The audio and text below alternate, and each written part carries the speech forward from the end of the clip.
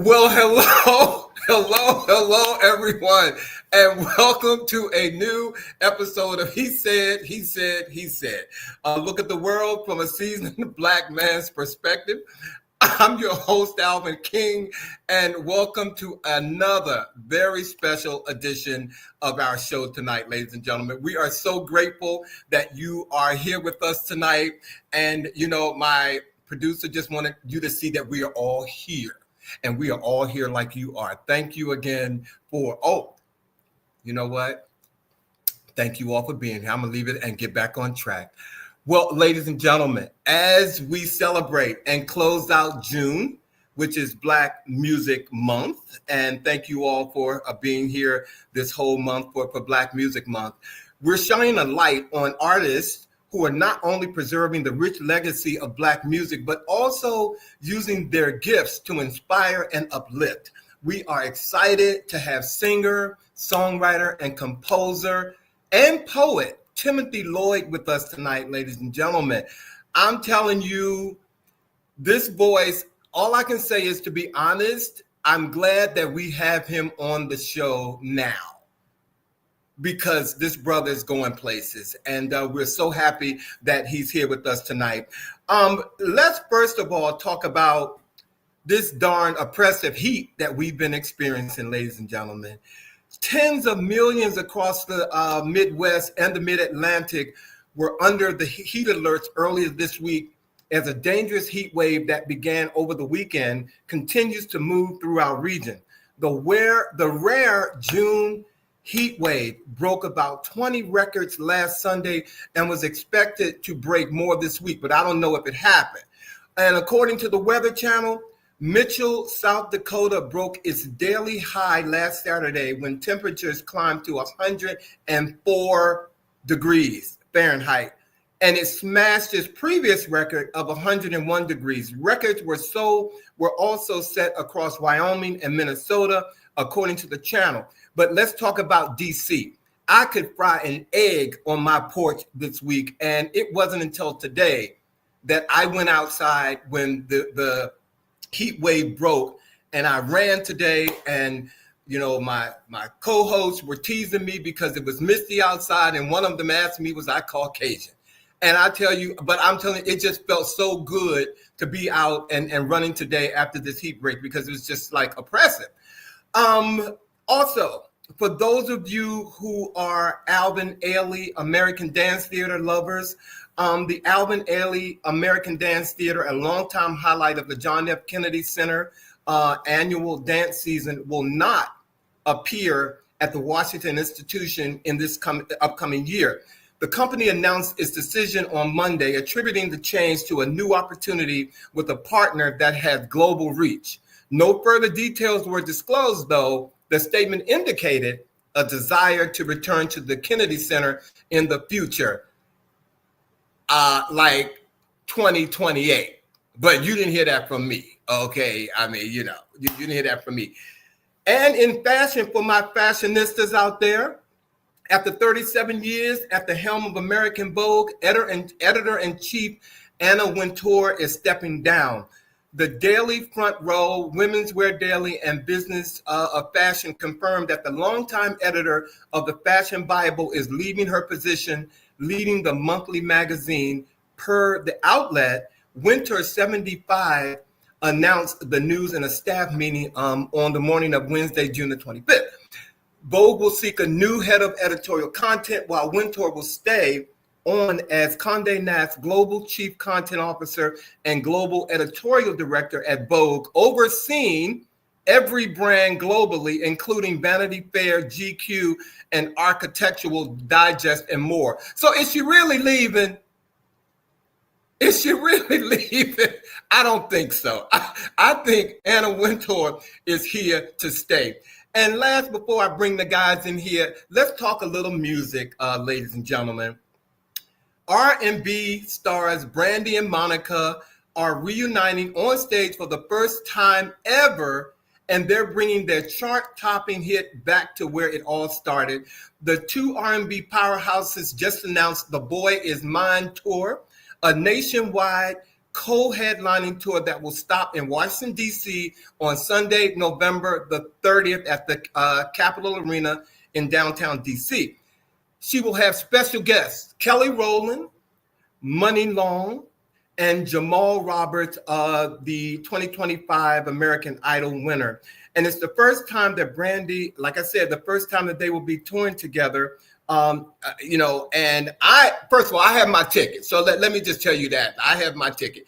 And I want to say to all the 35-year-olds out there or younger, please don't run out and buy up all those damn tickets. Y'all weren't even born then. And we want to hear the music and not see, you all trying to look like Brandy and Monica. That's just me. I just think that you all should let your mom and daddy go ahead and buy those tickets, because this is going to be a show where there's going to be some good singing, and I am looking so forward to see some of the artists that are there. So, ladies and gentlemen, if you all are ready, like I said, we have a powerhouse show tonight, and I don't do anything in this show without these two. So if you all are ready, let's get on with the chat.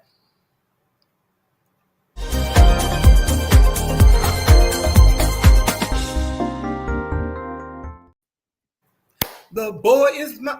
Oh, that was the wrong song. It's a good song. It's a great song. Sorry, I just saw that you got tickets. Like, the question, were there good tickets left? I really think I want to go see this one. I got tickets because American Express. First of all, kudos to American Express and what is it? Eventbrite. I mean, whatever. Ticketmaster. Okay. They worked really good together. I went in there and got my little pre-alert. I was sitting by the phone at 10 o'clock on Wednesday. I got great seats. The prices were good. This is not even a concert that I would probably go see, but I'm tired of hearing these concerts where they're not good. And I see something good in this concert. I think I want to go there. I mean, that lineup is really, really impressive. I would go see that before I would go see someone else. God bless them. God bless them. I want to see something new, fresh. This is new. That was very shady. That was very shady. What? We know you're talking. Sean. I'm not a big fan either, but I get it. So I'm there. Come on now. Hey, how you guys doing? How are you tonight? How you doing? Y'all look so sun-kissed. Look at you. Yeah. Well, to your point, being a Southerner, I picked cucumbers. I worked in tobacco fields in the heat, so I don't mind the heat. Okay, so I'll bring it.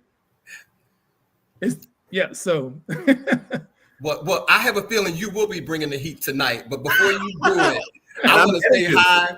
We want to say hi. We've got some folks that are joining us. Eric Shields is here. Kendall Fisher is here. Dwayne Pureheart. I don't know where you've been, but you are back, brother. Thank you for being here. Michelle Bowie, my love Nietzsche, she's here. Herbert Wilson, Monica. Rose is here. Sean is here. Michelle Sims is here. Yes. Come on. Thank you guys. It's good to see you guys. Thank you guys for joining us tonight. Thank you. I'm telling y'all in for a treat. I promise you all are in for a treat. Good so question. Look, Dwayne is saying, now I'm wondering who Alvin King is insinuating. I'm like, that's a good question. Who were you talking about that concert thing? That's what he's thinking about. About the 35-year-olds? No, you were saying like you would go see this lineup, but you wouldn't go see, and you stopped short of it. Oh, I may want to have them on the show. I'm not going to say that. I want to make sure that, again, nothing like this has happened. So I'm into I want to see something fresh, and I think this to me is going to be fresh, and the tickets were affordable. So I think it's a great concert. I'm gonna check it out. Yeah, somebody before I start, someone's gonna. Someone asked me today that I want to go see Cynthia Erivo. They had an extra ticket because that weekend of September 6th and 7th, and I said, "Oh yeah, call me and let me know." And they told me how much the ticket was, and then I remember why I'm not going. I said, "Oh no, that's okay." I'll be like, "No, I'm not doing." Hey, Antoine, thank you for joining us tonight, my brother. Hey, look. Well, we told you all in our advertisement that Bobby and Sean and I, we want to introduce something to you guys, and so I'm just going to go ahead and jump right into it for our chat. Lately, with the way the world feels, people are angry, hostile, emotionally overwhelmed, and sometimes just plain mean and mad. It's more important than ever that we talk about what it means to be in the moment. With all the noise and triggers and tensions and the rise in invisible mental health challenges, learning to stay grounded is not just helpful, it is survival. So tonight for our chat, we are launching a new segment that we're calling Being in the Moment, where the three of us will have an honest and in the moment conversation for the next few minutes about how to protect our peace, our energy, and our decision making, and how we choose to respond when we're emotionally provoked. Okay, and this segment is also for you, our viewers, because we want to hear from you and how you're staying grounded in real time. So I'm going to turn it over to Bobby and let him go ahead and get us off the ground and get our feelings right. Thank you, Brother Alvin. I'm honored to kick off this new segment that we have here on the show. And I want to talk a little bit about something that's really, in my opinion, important to protect, and that's your peace.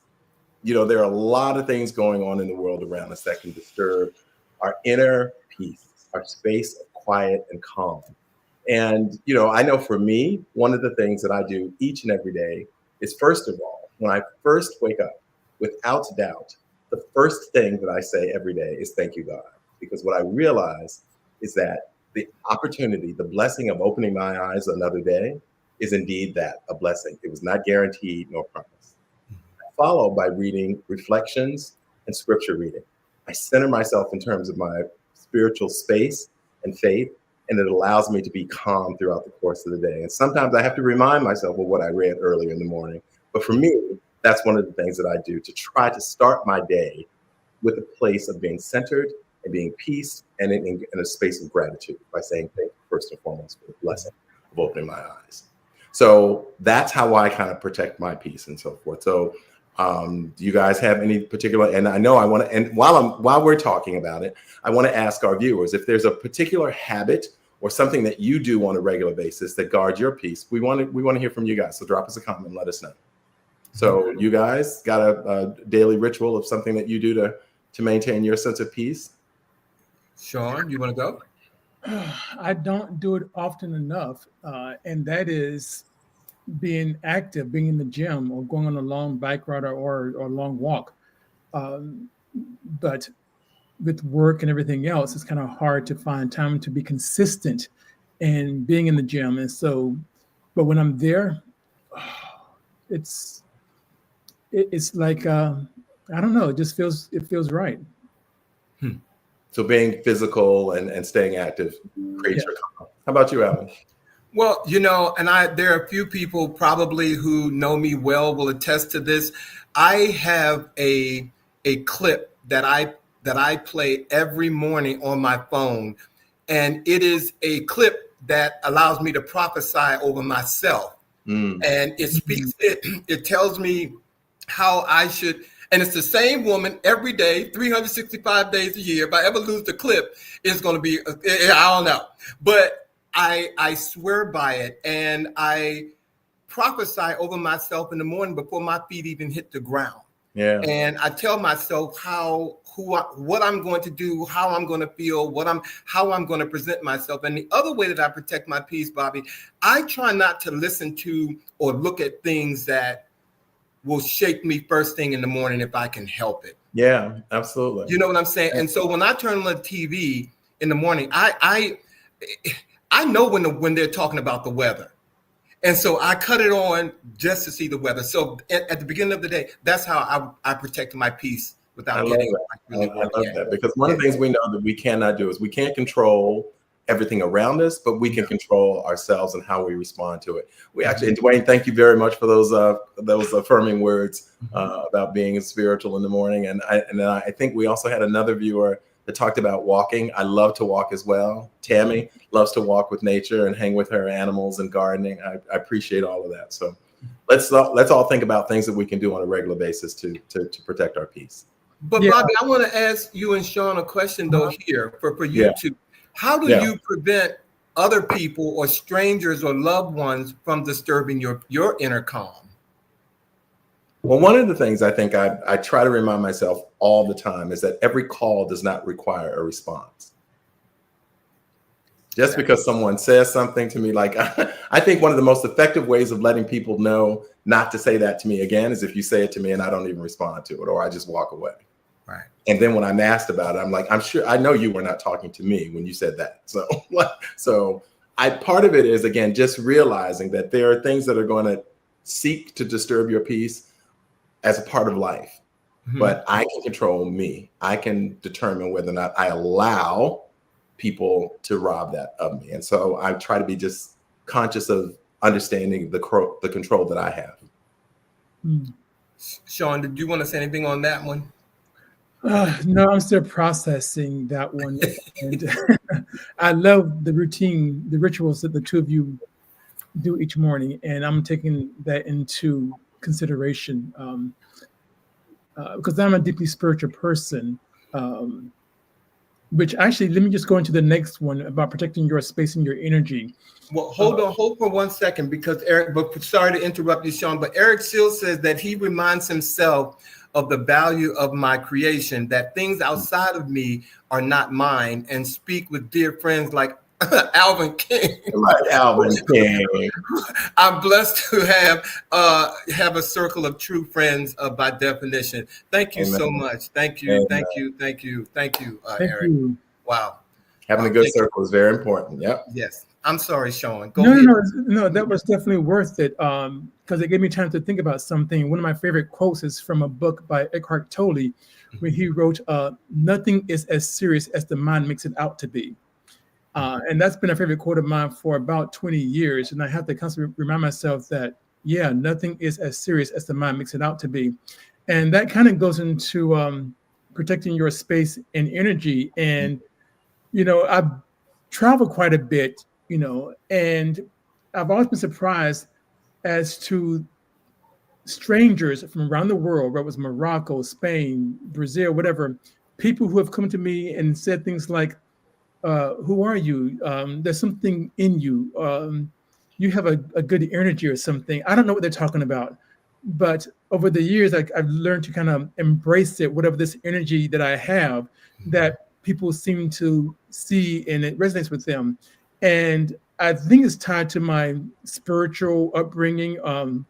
That's I think goes beyond Christianity and it goes beyond thousands of years. But so I have come to learn, especially very recently, how to protect my space, my energy, to protect that energy that people seem to be attracted to, that I think it's the universe or God, if you will, a higher power, telling me that there is something that I need to be sharing with people.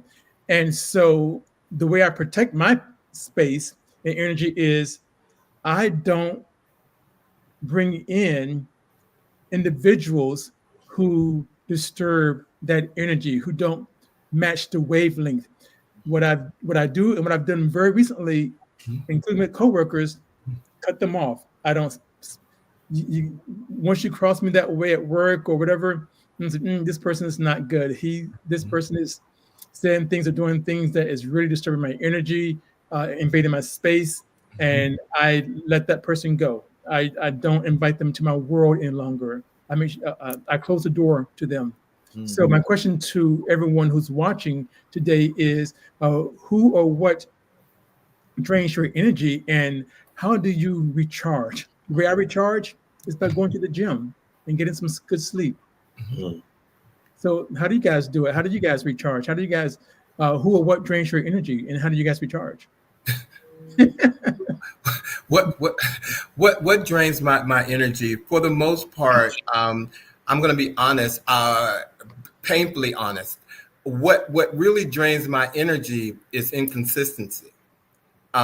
When I cannot tolerate inconsistency on the highest level possible. Be consistent. Be consistent. If you're going to be an ugly person, be a consistently ugly person. If you're going to be a nice person, be a consistently nice person. You know what I'm saying? That for one. And then on the terms of protecting it, I don't let anything in my house or around me that I think has bad energy. I will remove myself from bad energy. And a lot of that comes out in my directness and my frankness with people. I'm very transparent. So I will tell you that your energy is disturbing me. I will do it. And friends get it back. Friends get it more than others, because I'm not going to ghost my friends for them not being the type of friend that I might be experiencing at that time. So I'm going to talk to them. I'm going to let them know this is what I see. And then I'll just move on. But it's all about protecting my energy and moving on. Sorry, Bobby. No, I was just going to say, this could very well be why we have been personal friends for as many years as we have, because that energy is really, really important. And I agree with you. I feel like I accommodate and adjust and remove myself from spaces all the time where I don't feel a sense of good intent, positive energy, kindness, all those things. But like you, what resonated when I was doing like this, because, at school, when the kids hear things that they agree with, this is our little sign, like you and me both on that one. Is I can't control every space, but I tell you what, you will not cross the threshold of this house with bad energy. You stand on the porch and talk, but you will not bring that in my house. I believe so strongly in It that. sounds like to me that with the two of you guys, that, and this is something my therapist told me a couple of years ago. He said, Sean, you give too many people the benefit of the doubt. He says, stop giving folks the benefit of the doubt. And it sounds to me that if I hear you guys don't give folks but a little bit of wiggle room. And if they mess up, then hey, they're done. Oh, not that. You almost had me till you said that. Until they're done, right? No, until they're done. No. But I think at the end of the day, if it quacks, chances are it's a duck. It's a duck. Yeah. It's a duck. And so people show you who they are. You choose not to see it. Yeah. And sometimes, and I'm not going to get too deep into that, you move into relationships, and sometimes you like some people so much that you don't see how bad they are. Ooh. And so, you don't, and you stay with them, but you can't blame them. Yeah. You can't blame them. So been there. Yeah, okay, so you got it. Dwayne, Monica, yes. How about those crazy drivers in DC? Well, I want to also say, Monica, to your point, I need somebody to talk to me because I do have road rage sometimes. I can't stand a stupid driver, so it disturbs my peace. And there's some people on here who may attest to that, have been in my car when I can't deal with it. And Eric said, there's a place of giving people the benefit of the doubt, but sometimes we override when spirit blatantly tells us to go the other way. Amen. And not everybody is intended to be in your tight circle. Not everybody is. There are variations of friendships and associations with people. That part. And our friend Aral Health is back with us tonight. Haven't seen him in a minute. Yay. At our age, we haven't the luxury of time to try to figure out things with people. You know what? If I had a plate to pass, I would pass it right now to you, because that right there. Okay, that right there. So I'm going to close out. Thank you, Sean and Bobby. I'm going to close out our 3 points, and I want to talk about the art of de-escalation. Okay. I want to talk about how to stop, when things happen, you can't always go right. When if you'd gone left, you wouldn't be in jail. You can't do that. So, I had an experience last week where I went to the movie theater. I was telling Bobby and Sean, and when I was opening the door, I was having a great day going to the movies, opening the door, and I see these kids coming down the escalator through the glass. So I opened the door so this young boy could get out. And when I went to go in the door, he pushed in and pushed up against me, and then looked back at me as if to say, do something. And immediately I thought, Alvin, I apologized to him for bumping into him. I said, excuse me. I said, oh, go ahead. And I turned and I kept walking. Believe me, I had the fire of the pit of hell in my eyes because I wanted to send him home. His mother would have been sonless. But I said, Alvin, don't do it. But the art of this de-escalation is so important right now. And we need to practice strategies to de-escalate some of this craziness that people throw us into. And so I want to know, what's your go-to method for calming yourself down in the heat of the moment when you have to de-escalate from a situation? And I know it varies, but is there anything in particular that comes to mind also? For me, there are two, and I use these two all the time. The first, depending on the situation, I just I don't say anything. I just give a look, and I don't say anything at all. I don't engage or even so forth. And then the second method I use, depending on what it is I actually come back with a calm, cool, collected demeanor and point blank and tell them whatever. I don't respond with the same kind of energy. I give them a more positive, calm energy when it comes toward me. I hear that. I will say to you, I first and foremost try not to engage it, because again, every call does not require a response, and so I really try to keep that in my head. Like, someone once said, "Baby, it's not what they call you; it's what you respond to." Like, somebody can call you a name, but if you respond to it, then you're affirming that they, so I get that. The other thing is removing yourself. And I think very quick story. Last night I had dinner with a friend in downtown DC, city center, very nice area, all that. We're walking back towards his car, and this young man, I'd say maybe in his 30s, appeared to be homeless, was walking on the other side of the street and shouting profanities. He was on the side where the car was, and we were on the other side. So we saw him near the car. We just kind of slowed down to give him time to just kind of walk by because we could see he was having an issue. He crosses the street, and just as he's crossing over on this side, we cross over to the other side to get to the car. He turns around and starts approaching us, like cursing at us, like all kinds of profanities. And we were like, oh my God, he is turning around to come and confront. And we were like, get in the car, get in the car. We jumped in the car very quickly and got out of there. We didn't know. It was clear this man was having some type of mental issue. Mm-hmm. But, there's a side of us that could have stopped and been like, okay, there are two of us and one of him. We're going to jack him up. Yeah, okay. But in the end, it was just best to just remove ourselves. We had the opportunity and the space to remove ourselves. And so that's what we did.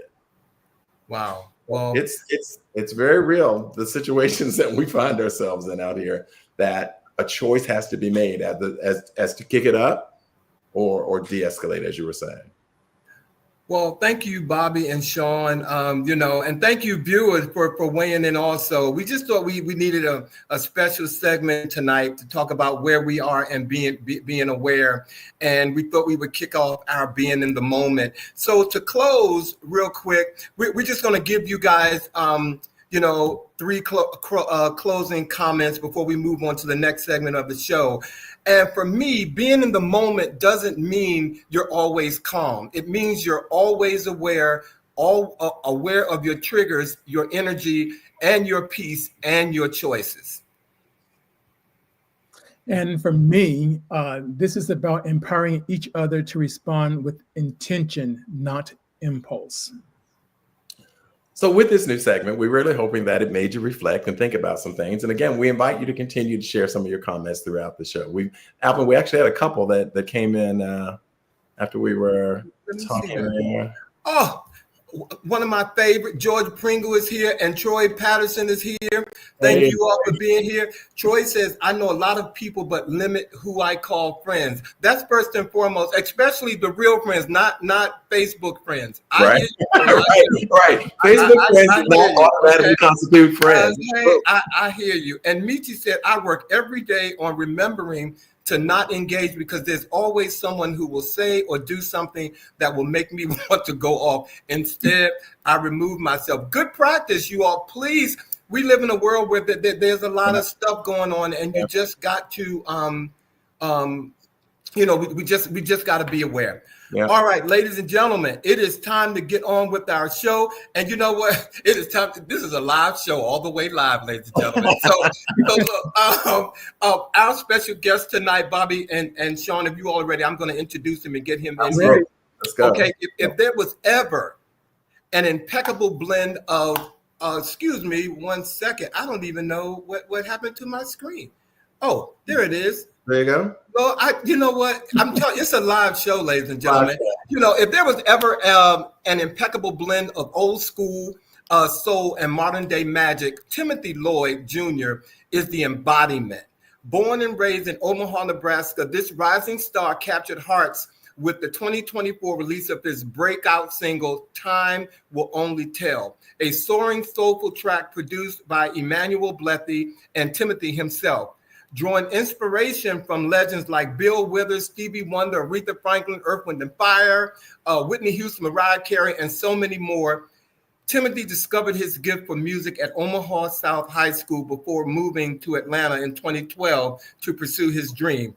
Now in New York, though, and since then, he's lit up stages from Cat's Café to the Perfect Note Lounge, spreading the mission to bring heart and soul back into the mainstream music. Family, let's welcome the one and the only Timothy Lloyd to our stage, ladies and gentlemen. Thank you.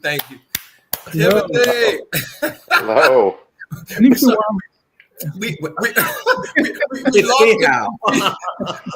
lost it earlier. It's the signal.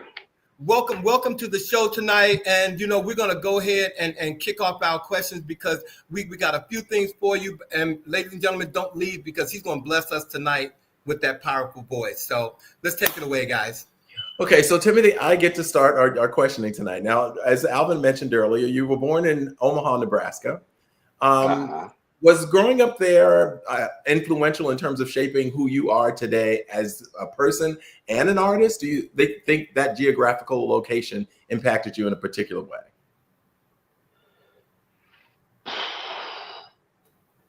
I would say yes and no. Well, I'm gonna need you to lower that, raise that camera just a little bit so we can see your face. There you go. I was like, we're looking at you. Yeah. Sorry. That's okay. Give me 1 second. Like I'm having technical difficulties on my Like Alvin says, there you go. There you are clearer. Yes, you are. Okay. I was like, I know people use filters, but that was a lot. So growing up in Omaha, did it impact you as a person and an artist? Yes and no. Well, I would say mainly yes. Omaha is not Nebraska, but Omaha, the city I grew up in, is not necessarily a musical city. So I pretty much music was always around me. My dad's a musician, so I just took an interest at an early age.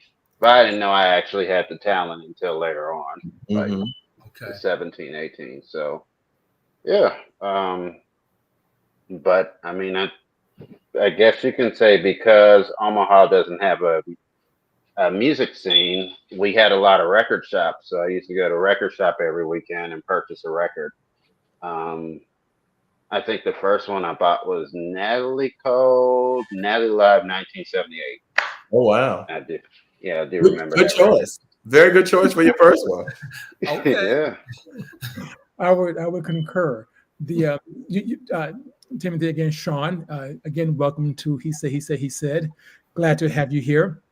So when you said your father was a musician for the most part, so who in your family first recognized your musical talent, and what role did music play in your household growing up? Was it just your father, or were there more? Well, contrary to belief, he didn't help me develop my musical talent. I would say maybe as far as playing piano, yes, but singing that came later on. So I didn't even know I was a singer until I got to junior year of high school. The choir teacher or the music director heard me singing something and asked me to join. So, of course, with the requirements of taking concert choir, that's what I was a part of in high school. You had to also take voice lessons. So, yeah, that's how I learned how to develop my voice more. Of course, listening to other musicians as well. But my father taught me the piano aspect, and then just listening for notes and stuff. Everything else was sort of latter Okay. years. So he was one of the first to recognize your talent, or was there someone else or in the family? Well, he wasn't. Actually, outside my family, it was my my music teacher to recognize it, and then just nurture it from there. So, So Timothy, living in Omaha, moving from Omaha to Atlanta in 2012 was a big shift. Was that a big shift for you? that's the thing. I didn't think about it. I just left. I just left and went. Said it's either that or be stuck in Omaha. So, Oh, okay. uh, yeah, Okay. not not much to really think about per se. So I just thought if God is in my corner, then I cannot fail. If it's in the cards for me to be there, then I'll be there. If it's meant for me to be in Omaha, then you know the universe or God, God Himself would guide me back to where I need to be. So Well, that you just answered my question. I don't even have to. You just answered my next question. You know, you just said just do it, and Just you do walked it. on faith. So just do it. So you just answered my question. So Mhm. in coming to that space, that realization, was there a defining moment? You mentioned that Omaha was not necessarily a music base for you. So Mhm. what was the defining moment that made you say, okay, this is what I'm going to do? Was it a song? Did you like grab? You know, you just woke up one morning, grabbed your suitcase, and said, "I'm going to Atlanta." No, actually, I had visited Atlanta probably a year prior, and someone took me to an open mic, and the audience there was very, very kind, and of course, if they don't like if they don't like an artist, they have their ways of letting them know, either talking through their set or uh, just different ways. I know with Apache Cafe, they usually shine the light on a cell phone, and if you get several lights, then you're supposed to get off the stage. Oh wow! So, yeah, it's like it's like a sign of booing, but yeah, Who needs Sandman? Okay. Exactly. No need for a hook. Just turn on your cell phone and be like, yeah, you just flash the light and keep get out flashing, of and here. you get like more Get out of than here. six. Yeah, you're gone. So, um, just that I knew that hitting the stage and then seeing other artists, I knew I wanted to, develop my skills more moving to Georgia, and I did. Um, but again with that, songwriting came later on. Mhm. So singing's always been there. Songwriting I didn't discover till probably what 2015, 2016. Mm. Well, we So have some questions for you about that one, but we're gonna keep moving. Yeah, let's. I want to talk about being an independent artist in that journey, and this is not really a preference, if you will, or a preface, if you will, but Billy Preston keeps coming to my mind when I see you and think of you and hear you sometimes. So if you don't know who Billy Preston is, I recommend that you look him up. oh, And I I'm know who he is. he is okay. All right. So I know the audience knows who Billy Preston is as well. But needless to say, Timothy, as an independent artist, what has been your biggest challenge and your biggest reward so far early in your career? You have a long way to go still. Your future's bright and long. So, yeah, what has been the biggest challenge and biggest reward? Um, That's ooh. That's such a oh man. Um, Okay, so what people don't see behind the scenes as far as putting music together. So one of the guys that I co-produced a song with, Time Will Only Tell. The funny thing is I recorded Time Will Only Tell back in 2021. It didn't get released until 20, I think 2023, 2024, somewhere around there. Uh, in the gist of doing that, I had a upper respiratory infection, so that kind of delayed me recording the lead vocals for the song, and then uh, I had to go back and do that. And I'll just say this: you have to love what you do in order to pursue whatever your passion is, whether that's music, whatever it is. I absolutely love what I do. With that being said, I think the challenge is you deal with a lot of producers that either A, are by the book and technical. So as opposed to me, I have a conventional way of creating songs and doing stuff. I'm not by the book. I can't read music to save my life. So I can hear things and then match it to the keys on the piano or just vocalize it like who's one of my influences? Bobby McFerrin. So a lot of my demos, I would sing a cappella and then sing the instrumentation to it and then give to the producer to develop it.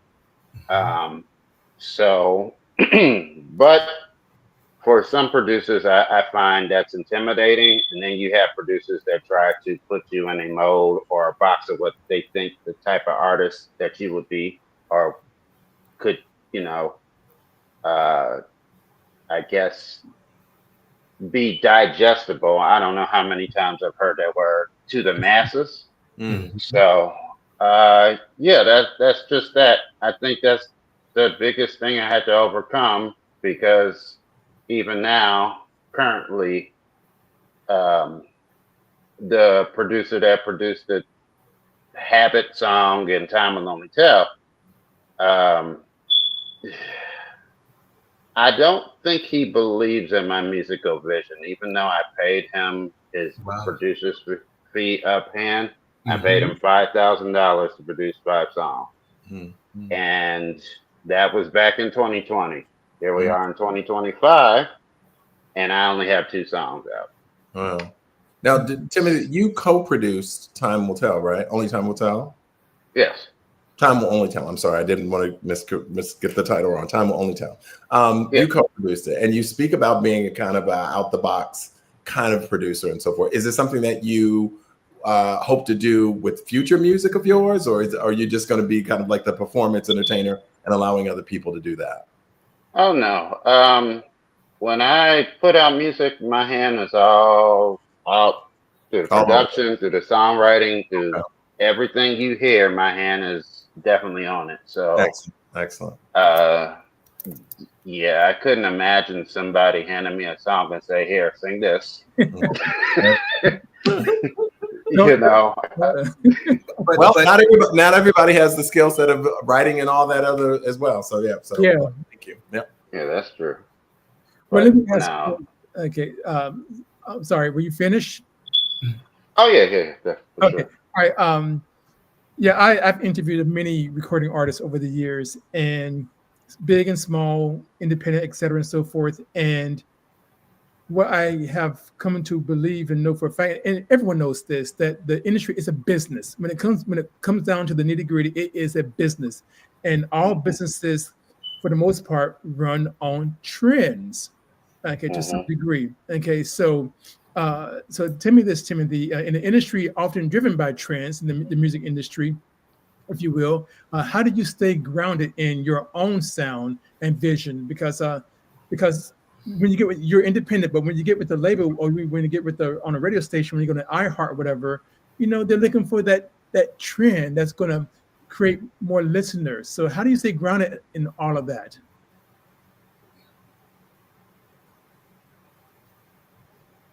Oh, did we lose him? Is he still there? I think he's froze. I think yeah. Did he freeze? Oh my goodness. Yeah, he's frozen. He is like that movie. Let it go, let it go. He is frozen. He froze. Well, ladies and gentlemen, Timothy is going. He will come back. Yeah. Thank you all. Well, you know what? Hopefully it won't be long. You know what? It's so beautiful doing live shows sometimes. It is. Just don't know. And you know what? You guys might see me fidgeting a little bit, but I'm even having a wardrobe malfunction. My cuff link is driving me crazy tonight, and I just want to fight it. You know, good. Ladies and gentlemen, we are live. Okay, first of all, we have there's a guest that's joining us tonight. His name is Jacob Lusk. He is here tonight. I'm telling you all to go to YouTube and look up Jacob Lusk. Hey, Jacob. Jacob, I saw Jacob perform. He performed at the Library of Congress Gershwin Awards honoring Elton John and Bernie Taupin over a year ago. And he sang Benny and the Jets. And when I tell you, it was absolutely just, I'm still holding on. Jacob, thank you for being here tonight. But you know what? Thank you for being here, Jacob. But we're going to go right to Timothy. We're going to get back to Timothy. Welcome back.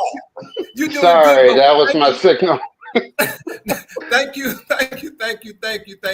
thought you were hard in concentration on that answer to that question. You were like, no, my signal, like literally this SRO I'm staying in is like horrible. So yeah, my signal goes in and out. So I do apologize for that. No, it's okay.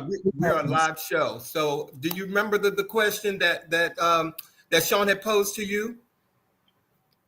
Actually, it was your question. Weren't you? What was it, me? Yeah, I think you would ask a question. No. That was Sean. But you know what? I'm going to go ahead and ask. I'm going to go ahead and ask Timothy the question that I want to ask him to close out this conversation about being an independent artist. I don't want to use the term, how do you see success? I'm going to ask you this way. What does succeeding look like for you as an independent artist, Timothy? You know what? I think it's just working, collaboration with people, rather I'm in the forefront or in the background. I'm not shy about any of that. So yeah, that's what success looks like to me. And then being a part of something, rather the artist is major or indie or, whatever the case. To me, the end goal has always been to just put out music with me and timeless music at that. So however that gets out, as long as I'm a part of it, that's all that matters. So, I feel you. That's what success looks like to me. Well, I don't know what you're going to perform tonight, but I want to ask you a couple of questions about time will only tell. And I know you wrote it, you said in 2021. What inspired the song and what message were you hoping to share with us when you wrote it? Well, I wrote it about somebody I was trying to date. And that's where good music comes from. Okay. Yeah. I literally wrote it to someone I was trying to date. And at that time I knew I was transitioning to Atlanta. So I just kept saying, if it's in the cards for us to be together, then we'll find a way. Time is our best advisor if this is something worth pursuing or not. So in the midst of me being on the bus heading to Atlanta, that's how the song, I did like a rough version of it and just sort of kept it in the vault. And then I hired a producer to start develop it more. But yeah, that's how I was born. So it's just basically the message is, if a relationship is for you, you can apply it to anything. If something is for you, time is going to be your best advisor. You How know, about that's not something you can force. So, how about that? Thank you. Thank you. Thank you. Thank you. I want to ask you very quickly about collaborations. You did a collaboration with Emanuel Blethy. Is that how his last name is pronounced? Letha here, unfortunately. Blethy. Yeah. He didn't have it sounded like that collaboration didn't go all that great. Okay, I was going to say, was it a positive experience for you? But it doesn't sound like it was. So. Um, n- how do I say this without stepping on anybody's toes? No, I'm just gonna say it. So with him, he does stuff in the spirit of people pleasing. I do not. So when I'm writing a song, how God rendered the message to me is how it's going to be conveyed. Okay. I don't believe in sugarcoating and this and that. And he's like, well, you know, you need to pay attention to your audience, and you know, it might not go for this and that, you know, well with this person or whatever. I said, well, you know, this is what God given me naturally, so we're going to go with that, All right. you know. So yeah. Well, we're gonna Yeah. we're gonna de-escalate and shift that. And we're gonna shift, and we're gonna go to our next question because we're because here on he said we can do that, and so Exactly. we're gonna go to our next question, Sean, if you will, please. Yeah, certainly.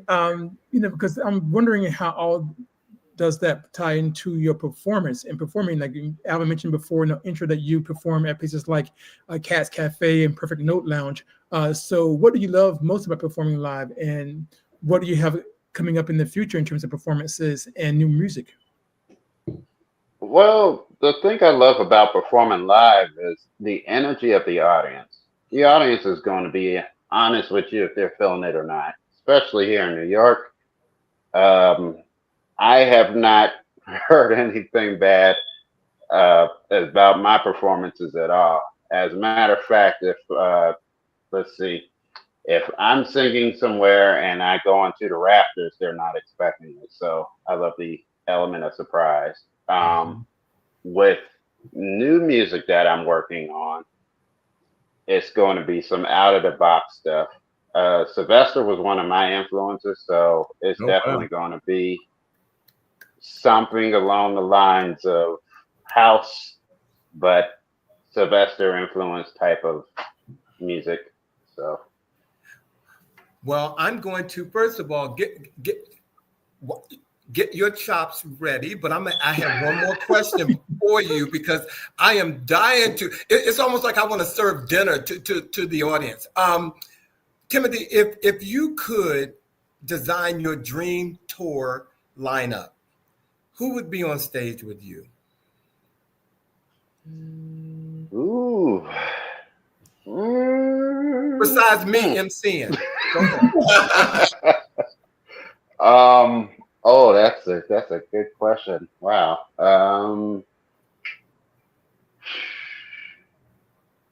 we talking alive or dead?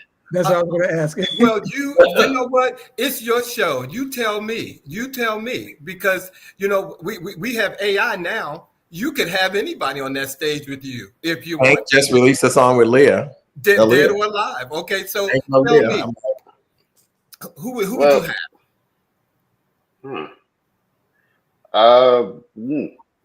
Yeah, I gotta think about that one. I would definitely say Natalie Cole for sure. Sorry, go back to that first record purchase. That first record. There you go. Yeah, Natalie, Sylvester, Aretha,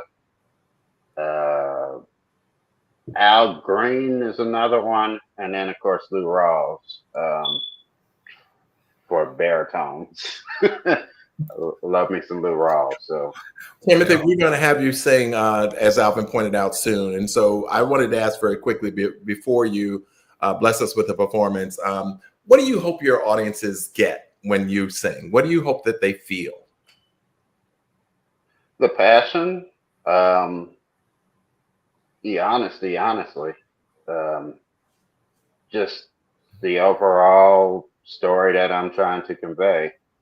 I try to be as authentic with my music as much as possible. So that's what I'm hoping to get from me, authenticity. Excellent. Thank you. Yeah, and my last question is this: in hearing your story, I can imagine what it was like getting on that bus from Omaha to go to Atlanta, and now you're in New York. So, with that being said, if you can go back in time, what advice would you give your young self? Not to collaborate with my but what I thought you were going to say. It was like not to collaborate. No. That was good. That icebreaker. Go ahead. I'm sorry.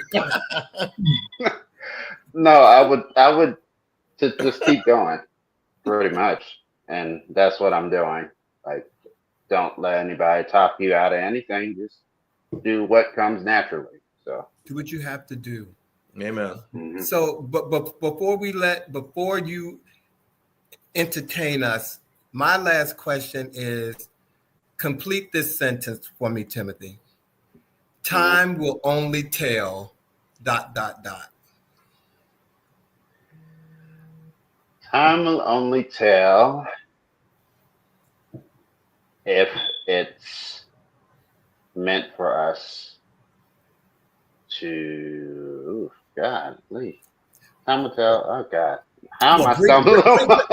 Bring your camera down because we want to make sure we get the full effect of what you're going to say. There you go. Okay, there you go. Okay. Time will tell, and you . Did you answer that question for us? I did not. He said I did not. Time will tell if it's in the cards for us to see. That's Well, what I got. ladies and gentlemen, first of all, we're not going to let him go, but in our special segment of The Art of It tonight, we're about to release him to you all. So, Timothy, if you're ready, we're going to go ahead and let you go. So let's get on with the art of it.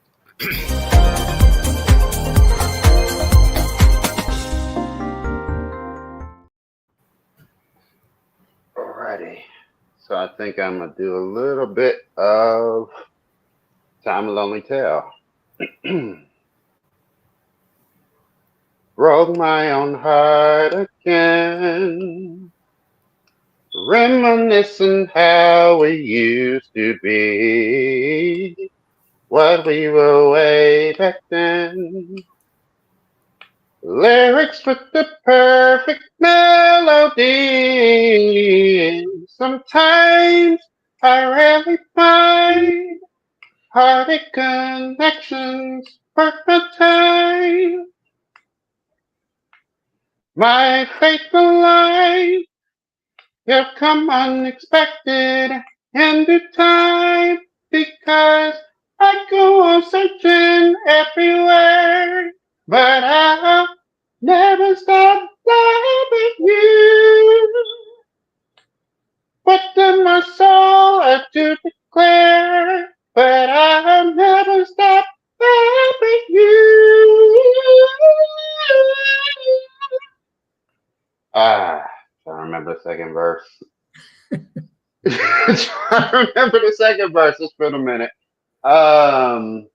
To have it all again. Paradise of love, you hold the key. If not right now, then when? Time will tell if it's there for us to see. Sometimes I rarely find heartache connections worth my time. My faithful light, they'll come unexpected and due time. I go on searching everywhere, but I'll never stop loving you. Within my soul, I do declare that I'll never stop loving you. it's a little hard without the track, trying to do lead and background, but y'all get the gist. Oh, Timothy, my. thank you so much. Ladies and gentlemen, I'm telling you, this is what live shows are all about. And let me also, I have to say, when you're doing a live show and your music we couldn't connect the music to his performance. So, but Timothy, thank you so much for performing for us tonight. Thank you for being here. And, ladies and gentlemen, we cannot let you all leave without giving you our words of the week. But before we do that, let me also tell you that next week, the 4th of July and the 11th of July, we will show previously aired episodes because we will be off. And on the 18th of July, we will have advocate, humanitarian, and empowerment speaker Marco Mays will be here, and he will be here for a special segment entitled Until There's a Cure. And believe me, you want to hear Marco. He is... Marco is more than a notion, ladies and gentlemen. And so you all must tune in on July the 18th. But we will be away on the 4th and the 11th. And our words of the week this week: joy doesn't cancel out the heavy thing, but it gives you little pockets of strength to carry on. Let it in whenever and wherever you can. And I want to say thank you, Timothy. Thank you again. Thank you. I know we had some technical difficulties, but thank you for being here tonight. Ladies and gentlemen, I did put his, I gave, I don't know if it came up while we were streaming, but his IG, I did, if my producer can put it, there it is, Timothy Lloyd Jr. Blues. Please follow him on Instagram, and please support him if you can, when you can, and how you can. Bobby and Sean, yes, I'm gonna miss you all the next 2 weeks, and this damn cup link is really driving me crazy. I'm getting the cup link for Christmas. This cup link is driving me crazy, but God is good. But thank you all for viewers for joining us tonight. Thank you, Bobby and Sean, and thank you, Timothy. And until we meet again, you guys be good, and we'll see you on the next episode of He Said. He said. He said. Good night, everyone. You all have a good night. Thank you, guys. You're bound. Thank you. I don't like you. I don't like you.